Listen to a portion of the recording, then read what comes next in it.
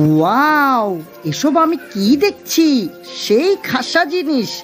দাও দাও, ব্যাটটা জায়গা মতো সেট করি। আস্তে লাগছে তো। বাপরে বাপ, এত টাইট! ব্যাট তো ঢুকতেই চাইছে না।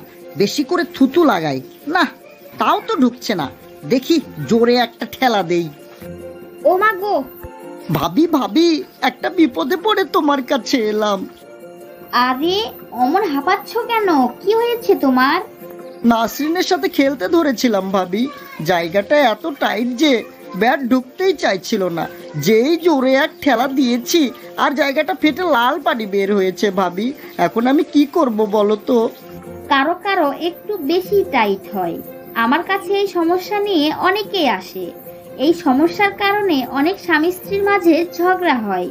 ব্যথার ভয়ে স্ত্রী খেলতে চায় না। নাসরিনেরও মনে হয় এমন। এমনটা হওয়ার কারণ কি ভাবি?